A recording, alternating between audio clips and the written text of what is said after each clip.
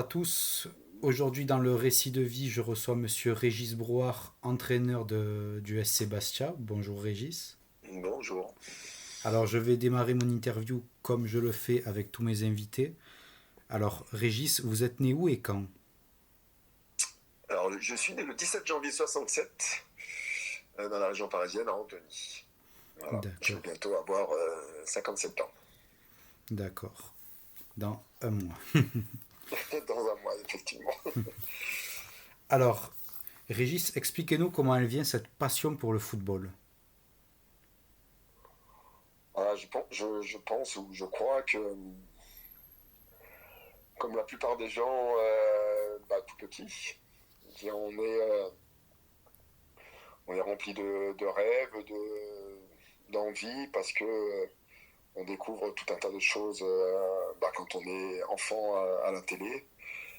Et puis on a encore cette insouciance ou ce rêve de vouloir faire quelque chose. Et puis moi, dès petit, 3-4 ans, en fait, souvent, ma maman me le répétait, je couchais avec un ballon, je dormais avec un ballon. En fait, j'étais tout le temps avec un ballon et c'était plus fort que moi. Donc, à passer des heures ou à taper contre un mur.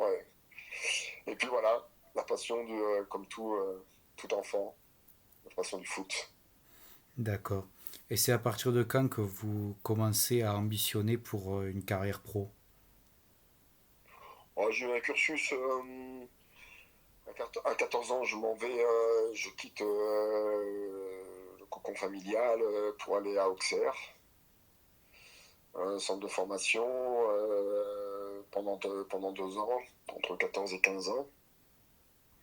Je reste 2 ans là-bas, c'est difficile pour moi parce que il y a beaucoup de joueurs. C'était en fait à ce moment-là, Auxerre était la référence au niveau de la formation en France. Et il y avait des joueurs beaucoup plus talentueux que moi, et beaucoup plus forts. Et à l'âge de 17 ans, entre 17 et 18 ans, il faut prendre un autre cursus, passer par un club amateur. Et puis j'ai la chance de signer à Rodez, qui était à ce moment-là en troisième division, et à l'âge de 18 ans. Et on me fait jouer de suite, on me fait de suite jouer en équipe première, et tout est parti de là en fait. Ce qui m'a permis après de signer à Montpellier et puis voilà, de faire ma carrière de joueur en deuxième division. Malgré quelques apparitions en première division avec Montpellier et un match de Coupe d'Europe, un quart de finale de Coupe contre Manchester United, où au match aller, j'étais sur le banc, j'étais rentré un quart d'heure et au match retour titulaire avec malheureusement cette élimination. Et voilà comment ça s'est passé. Donc je suis passé par un autre chemin que le cursus habituel, la formation. Voilà, il a fallu faire autre chose. D'accord. Alors, est-ce que à cette époque-là, pour les centres de formation, parce que vous êtes passé par la GIOXER, est-ce que c'était déjà un milieu de requins, entre guillemets? En moins qu'aujourd'hui.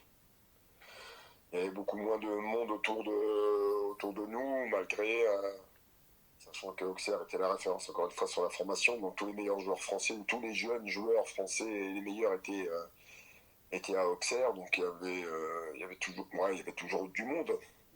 Mais dire le, ça a commencé le développement des agents, de tourner autour des jeunes joueurs, de leur faire commencer à leur faire signer des contrats. Déjà, pratiquement à 15-16 ans, ça commençait à pointer du nez. Et puis aujourd'hui, on voit l'évolution du foot.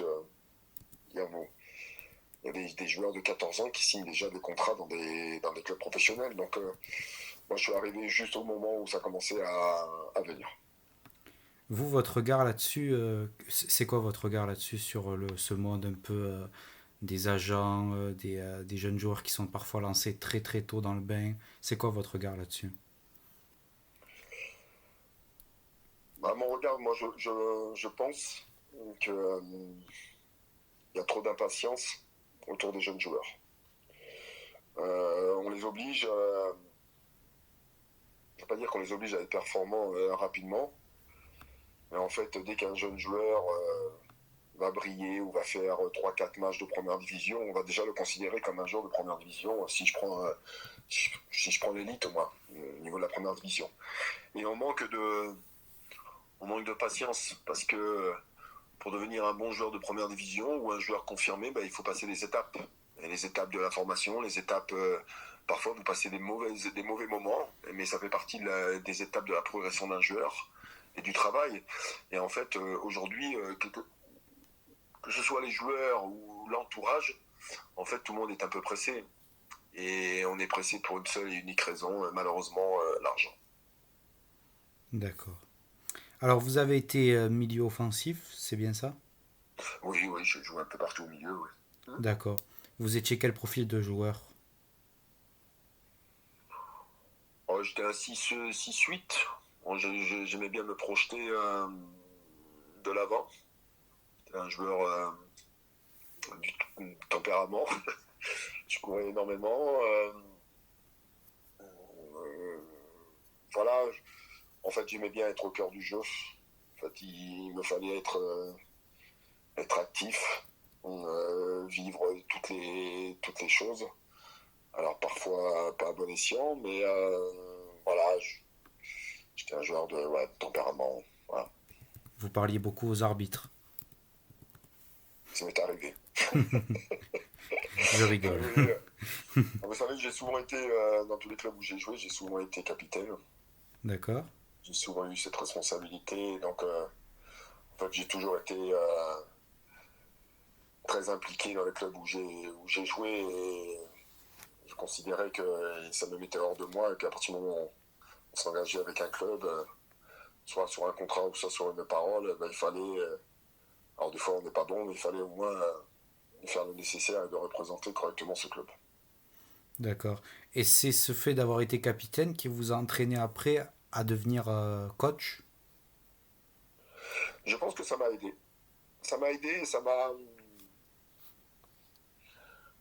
J'ai toujours été très curieux quand j'étais joueur et en ayant été capitaine, j'avais souvent des rapports avec mes entraîneurs, des discussions. Puis en même temps, j'avais toujours la curiosité de savoir comment ça se passait. Et voilà, j'en discutais, je posais des questions, je m'intéressais à ça. Et comme ayant des responsabilités dans le groupe, automatiquement, aussi parfois ça m'arrivait de donner mon avis.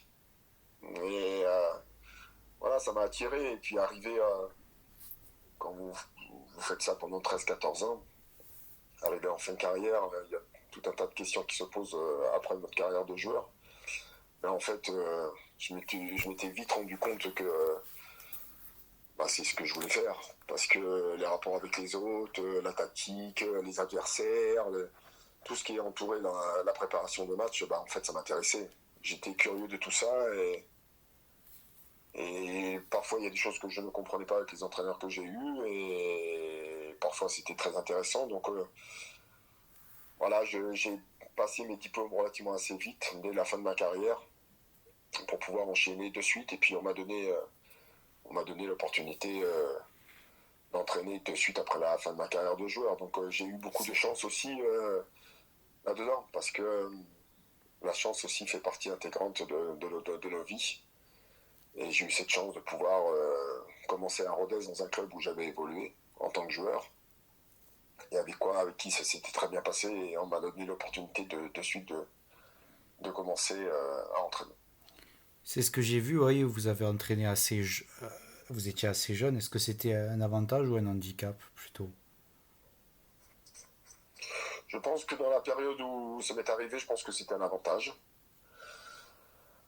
En fait, quand on débute, on est rempli d'énergie, on est rempli d'envie, on est rempli d'idées, et moi, encore une fois, j'ai eu la chance de tomber dans un club à Rodez où j'avais été joueur et on m'a donné l'opportunité, la possibilité de faire ce que je voulais.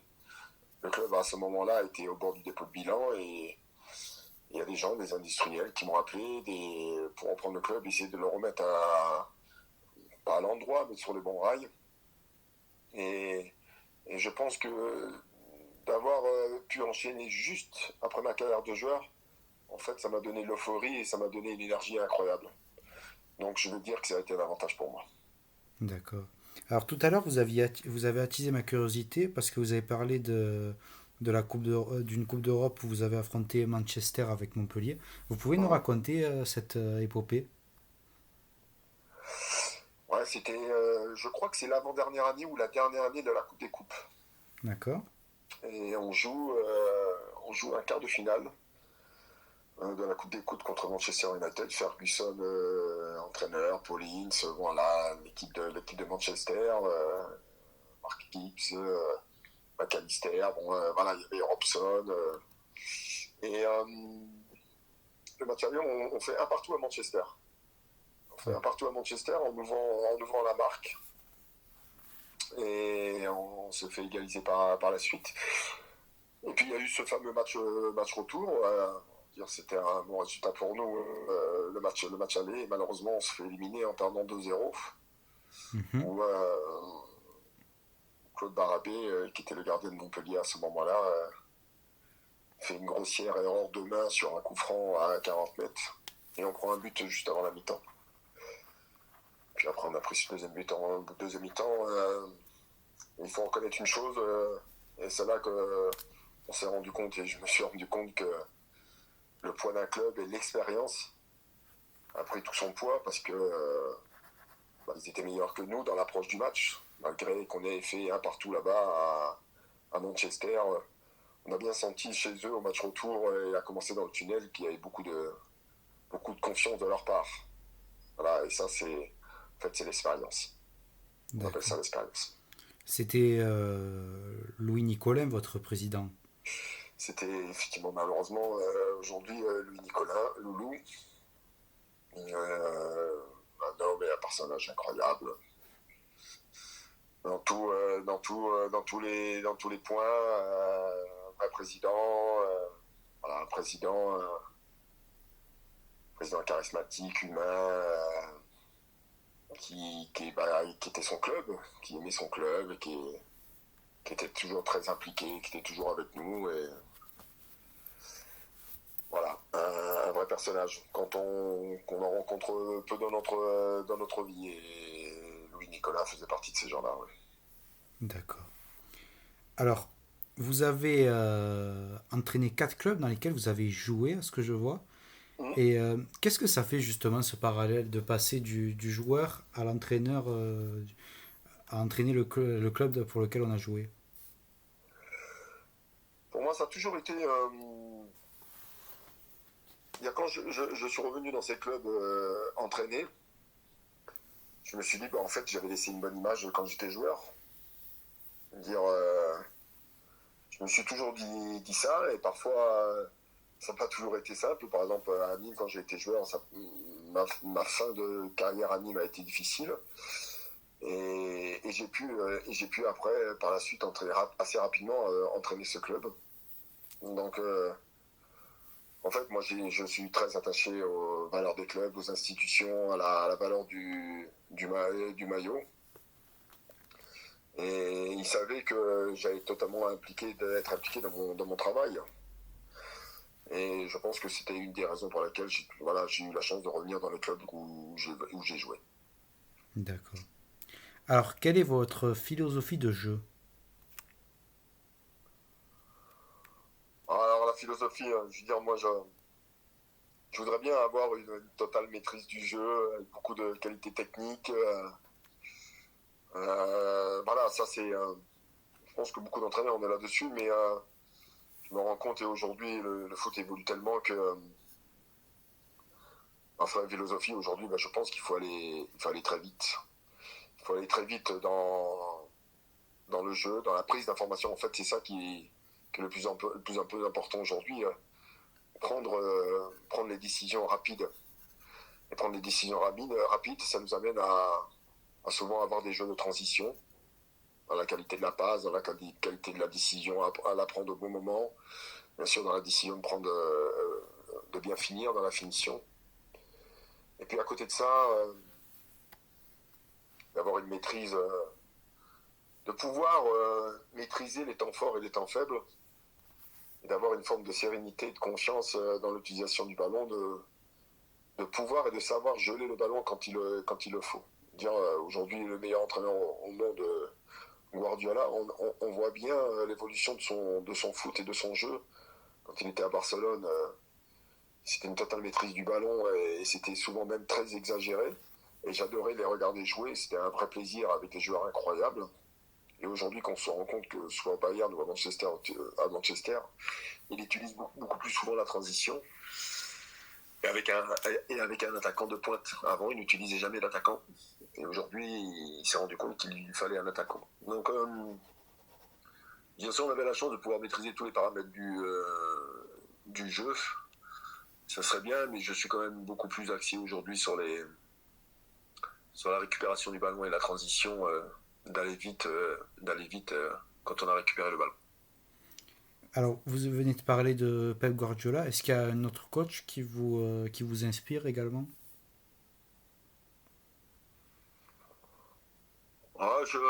Bon, Guardiola est très inspirant. À un moment, Mourinho m'a inspiré. C'était son côté très arrogant qui m'inspirait parce que je trouvais que son jeu avec l'opinion publique ou la presse était, en fait, ça me donnait le sourire et je trouvais ça très fort de sa part. Après, des hommes ou des entraîneurs comme Carlo Ancelotti, on m'a expliqué comment il travaillait. Il fait des choses très très simples, mais il a un avantage ou une qualité, c'est que dans les rapports humains, il est incroyable. Il a une facilité à mettre les joueurs en confiance, une forme de respect qu'il a gagné à travers tout ce qu'il a pu gagner. Et aujourd'hui, le foot, les rapports entre les uns et les autres ont une grande importance. Et lui, je crois qu'il sait aimer ses joueurs et les joueurs lui rendent bien. Les joueurs savent l'aimer aussi. Mais c'est une autre façon de coacher. Mais elle marche, elle fonctionne partout où il passe. Et parmi les coachs français? Euh, j'ai aimé le Laurent Blanc du PSG. Injouable. C'était injouable. En plus, j'ai eu la chance de jouer avec lui donc à Montpellier. Donc je connaissais un peu sa philosophie de jeu et sa philosophie de jeu. Après, on ne peut être respectueux aussi de Aimé Jacquet par rapport à tout ce qu'il a apporté au foot français avec ses trophées. Même si je ne suis pas fan du jeu qu'il peut produire avec l'équipe de France, mais Didier Deschamps reste une référence dans le coaching et dans le côté pragmatique et des résultats. Il a une faculté à former un groupe et à faire jouer des joueurs ensemble. Bon, c'est pas toujours les meilleurs qui sont peut-être sélectionnés, mais il a cette faculté à réussir à faire jouer tout le monde ensemble et surtout à gagner. Et ça reste quand même incroyable. Arsène Wenger aussi a été une référence parce que là, ici, c'était un des premiers entraîneurs français à réussir à aller à l'étranger. Après, moi, je suis pas fan. J'ai eu plusieurs entraîneurs, j'ai eu une vingtaine d'entraîneurs où j'ai appris beaucoup de choses. En fait, nous, on apprend des différentes choses avec nos idées aussi. Donc, euh, donc voilà. Mais vous savez, les entraîneurs ont Une philosophie. chacun ses principes, chacun ses petites choses à lui. D'accord. Alors, ça tombe bien parce que je vais pouvoir rebondir sur la question suivante. Alors, comment, dans votre management, vous gérez les égos au sein d'un groupe? Enfin, vous gérez surtout l'humain, les égos au sein d'un groupe. En fait, j'ai eu une évolution moi dans ma carrière d'entraîneur où quand j'ai commencé, il y avait un côté très humain, très proche. Je pense avec les joueurs parce que j'étais encore joueur dans mon esprit. Donc toute cette énergie que je pouvais avoir quand j'ai commencé mon entraîneur, voilà, j'arrivais à créer une forme de proximité avec eux. Après le monde professionnel, quand je suis rentré, ma première expérience professionnelle à Clermont-Ferrand, où J'avais un groupe avec beaucoup de personnages, d'ego importants. Et là, j'ai appris que parfois, il fallait y mettre de la distance. Et ça se jouait à peu de choses entre le côté très proche et le côté très distant. Parce que là, je m'étais rendu compte que, en fait, les joueurs, ils étaient là pour leur carrière. Donc, je sentais déjà une différence entre le secteur amateur et le monde professionnel. Et il y a eu une remise en cause importante de ma part. En fait, eux, ils te jugeaient par rapport à ce que tu leur proposais et ce que tu leur présentais. Ce que tu voulais mettre en place, qu'est-ce que tu attendais d'eux, l'adversaire, les préparations de match, ils étaient très pointus là-dessus. Et puis après, avec l'expérience, vous vous rendez compte que la gestion des groupes est totalement différente par rapport aux joueurs que vous avez. Il y en a qui sont très axés sur leur carrière, il y en a qui sont très axés sur le collectif, il y en a qui sont très axés sur leur propre personne.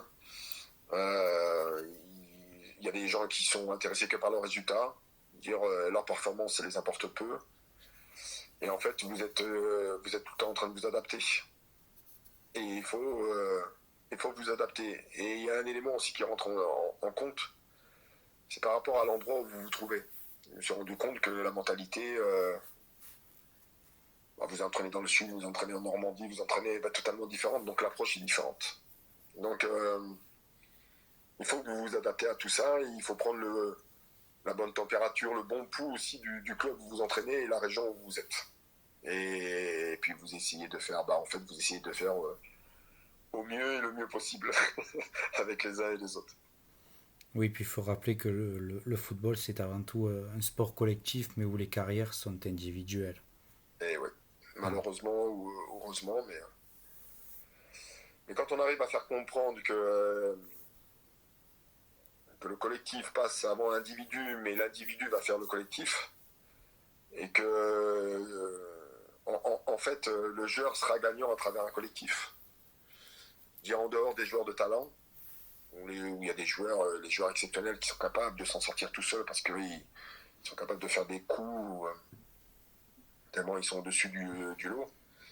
Mais il y a tout un tas de joueurs et une grande majorité des joueurs, en dehors de se trouver dans la bonne équipe au bon moment, parce qu'avec les grands joueurs, où là vous pouvez faire quelque chose d'incroyable, mais 80% des joueurs aujourd'hui, faut qu'ils se retrouvent dans un collectif. Et c'est grâce à ce collectif que vous arriverez à sortir un peu votre jeu, tout simplement.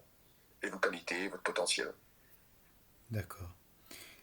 Alors, Régis, on va parler de la page Quevilly. Et j'aimerais que vous nous contiez un peu l'aventure que vous avez eue en Coupe de France en 2012 avec Quevilly. Mmh. Ouais, j'ai entraîné 4 ans là-bas. On a eu 4 ans de choses incroyables. La première année que je suis arrivé, on a fini dans les 3 premiers. Le club était en National 2 à ce moment-là. On finit dans les 3 premiers. La deuxième année, on fait une demi-finale de Coupe de France en 2010 contre Paris où on perd 1-0. On perd 1-0, une demi-finale. La troisième année, on monte en National.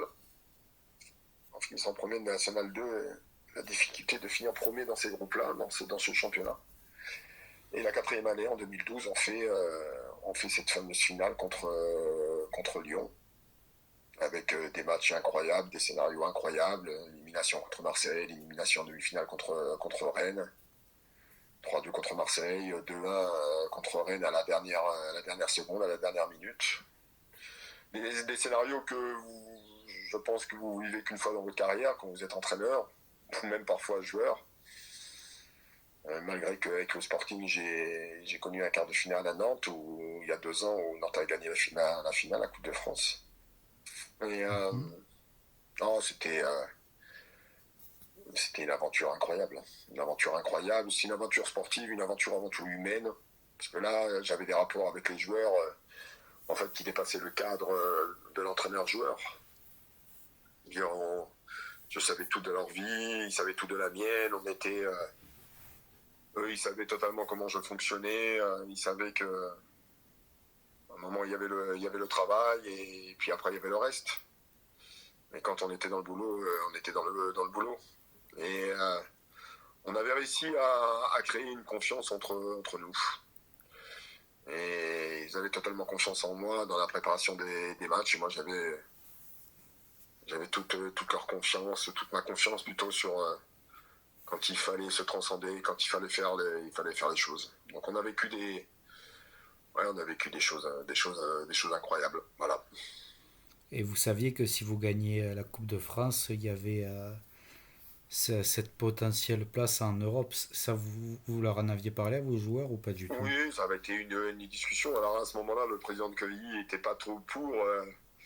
Je sais que ça avait été des débats entre lui et moi, parce qu'il considérait que la place de Quevilly n'était pas à jouer éventuellement un match de Coupe d'Europe. Mais comme on l'a perdu malheureusement 1-0, le débat a été vite réglé. D'accord. Alors aujourd'hui, vous êtes à Bastia, en Ligue 2. Mhm. Donc Bastia, oui, est remonté petit à petit. Qu'est-ce que vous pensez de votre début de saison? Mais décevant.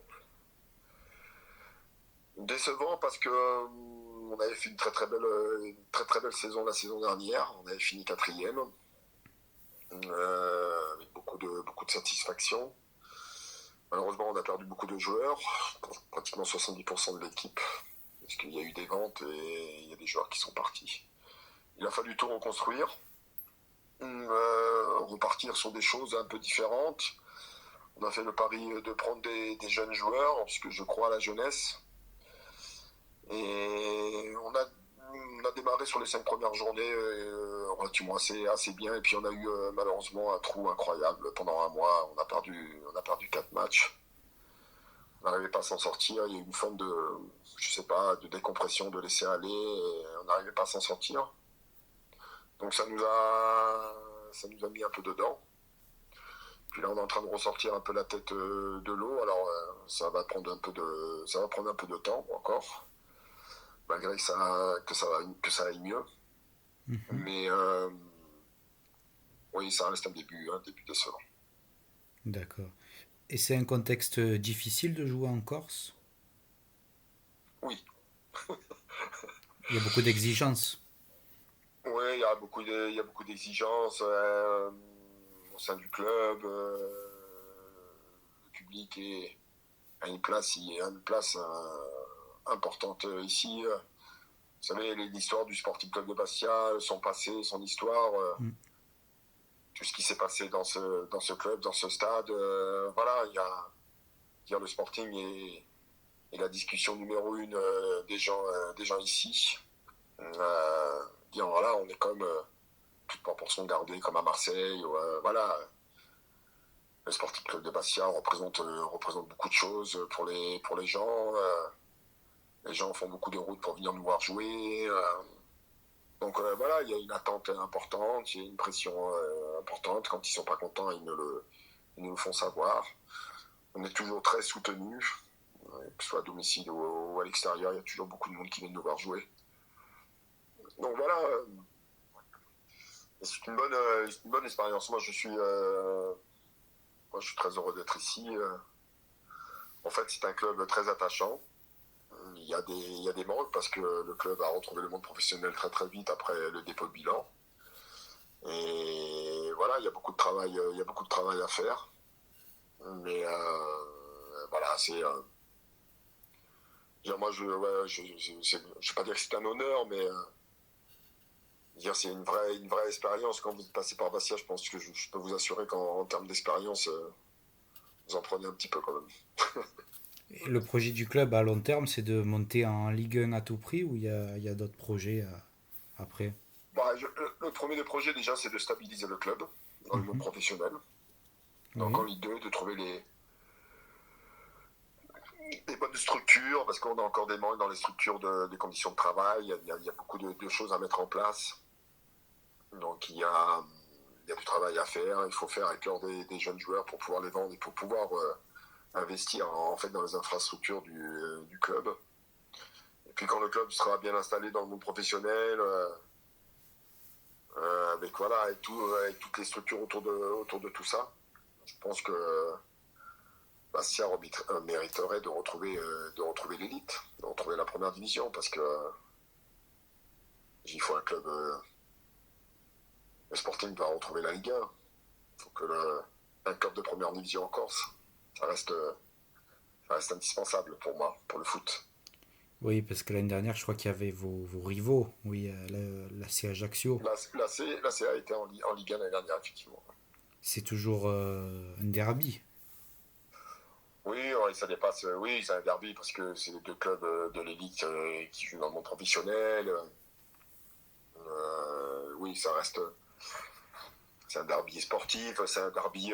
Ça dépasse un peu le cadre du sport. Voilà, D'accord. quel est le club phare de la Corse, même si ça reste Bastia. Mais il y a toujours. Voilà, en fait, c'est un vrai derby. Voilà, comme il n'y en a plus aujourd'hui.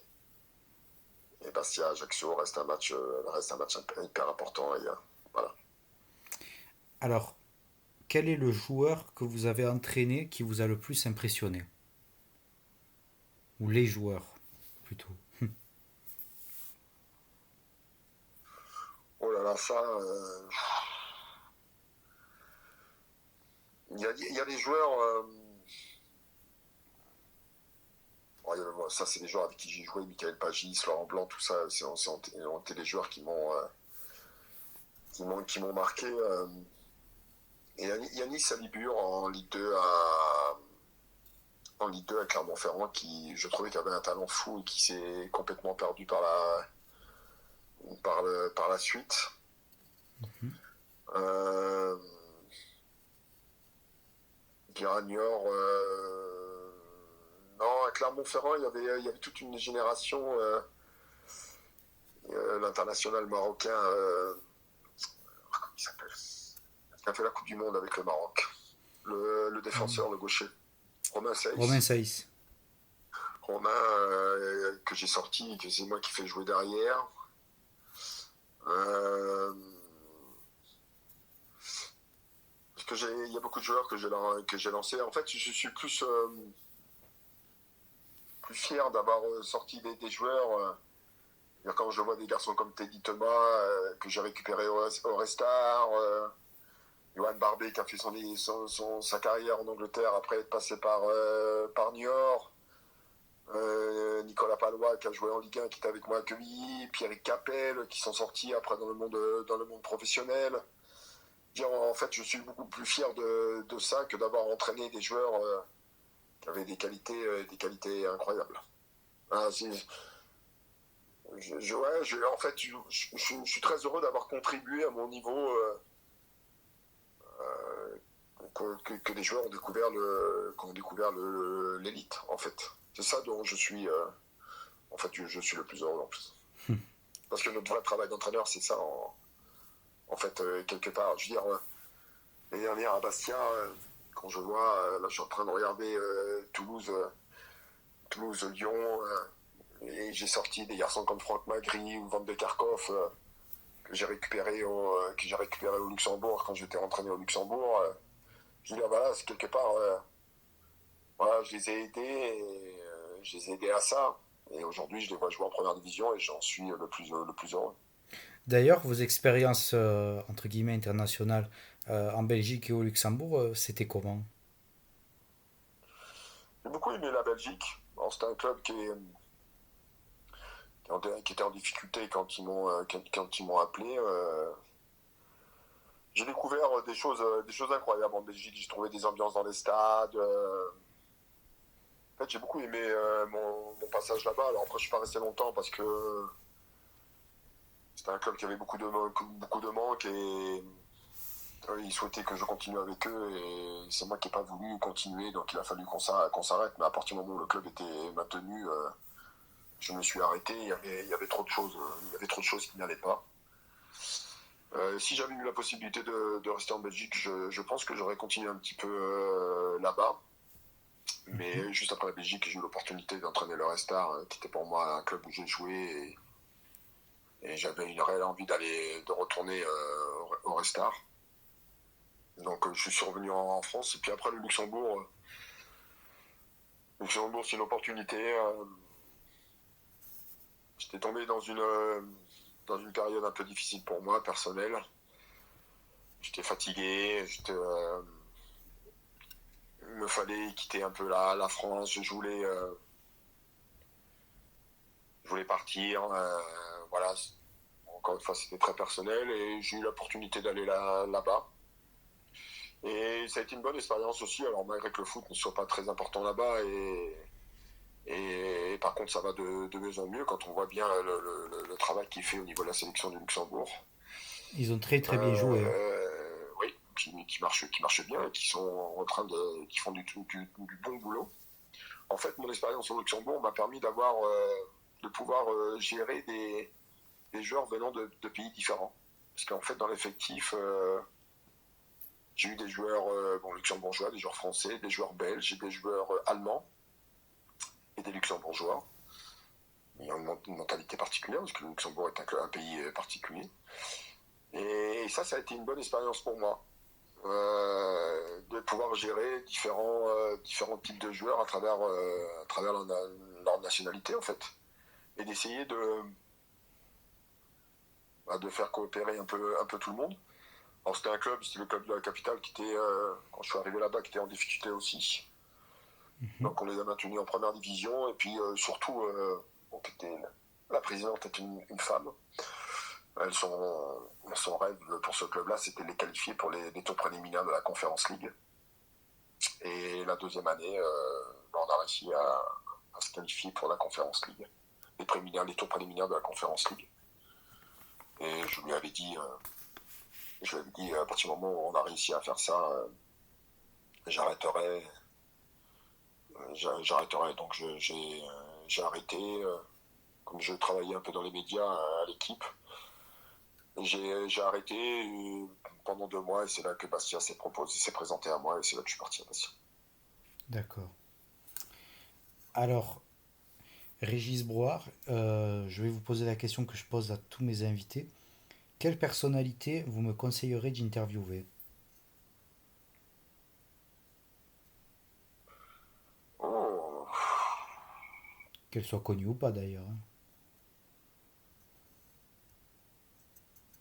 je vais vous dire ma fille, non. Euh,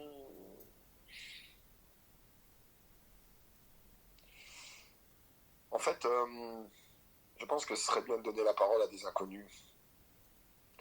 Aux vraies personnes du foot qui, euh,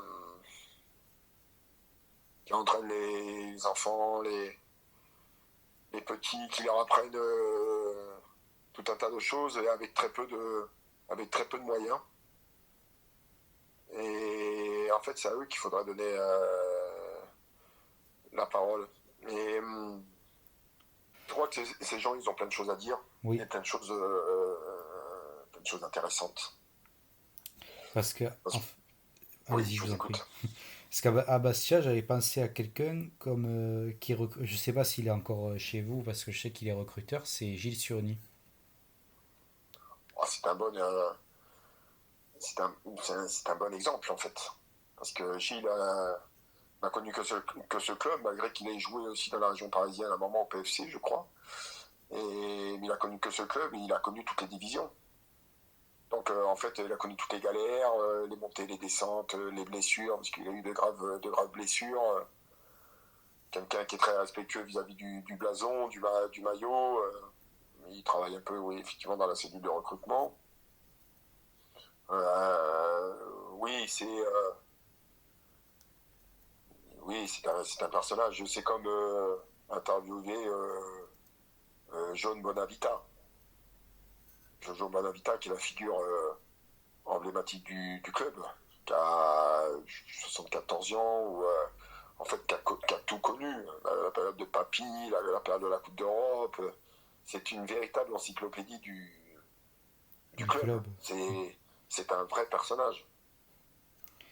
Jojo Bonavita, il est incroyable ce monsieur.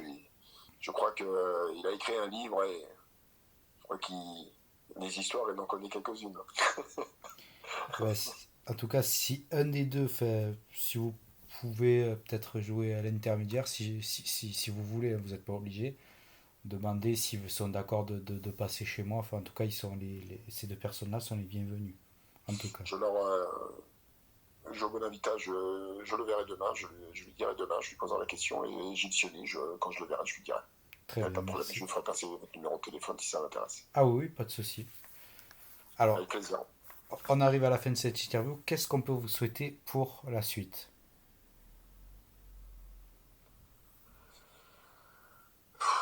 De garder la santé déjà. Et je crois que c'est la chose la plus importante. Ça, c'est sur un aspect personnel. Après, sur l'aspect professionnel, j'arrive, j'ai 57 ans aujourd'hui. Je voudrais tellement. Je voudrais tellement. En fait, j'ai réussi à. En fait, j'ai connu toutes les montées de toutes les divisions. Dans des clubs différents. Je suis monté de National 3 en National 2, de National 2 en National, de National en Ligue 2. Et il me manque toute cette montée de Ligue 2 en Ligue 1 dans un club. Et en connu une finale de Coupe de France aussi. En fait, mon souhait, je voudrais faire monter ce club en Ligue 1. Je voudrais. En fait, ce serait mon. Parce que j'en connais tellement la difficulté et la dureté de ça. Et la difficulté de monter aussi, c'est vraiment très difficile et c'est très compliqué avec très peu de moyens. Mais en fait, je pense que ça serait l'aboutissement de beaucoup de choses pour moi personnellement, professionnellement. Et donc, s'il y a monté en Ligue 1 juste après, vous aurez un autre objectif qui sera européen, je suppose. J'en sais rien. Peut-être. Est-ce qu'il faudra continuer? Est-ce qu'il faudra s'arrêter? Est-ce que. En fait, je sais pas. En fait, mon souhait, c'est ça. Moi, je veux connaître encore cette montée, cette montée de Ligue 2 en Ligue 1. J'aurais comme ça tout connu, tout fait, dans différents clubs et voilà, en fait, je pourrais me regarder dans une glace et me dire, voilà, t'as fait du bon boulot. T'as fait du bon boulot. D'accord. Bah, en tout cas, on vous souhaite le meilleur pour la suite, C'est Monsieur très gentil à Brouard. vous. Merci Vous êtes beaucoup. vraiment un chic type et je vous souhaite vraiment plein de bonheur pour la suite avec le SC Bastia. Et ben, je vous souhaite également ben, de bonnes fêtes de fin d'année à vous et toute votre famille. Ok. C'est gentil à vous également. Merci Et beaucoup. faites attention à vous et prenez soin de vous surtout. Merci également. Au revoir, Allez, monsieur. à bientôt. Au revoir. Au revoir.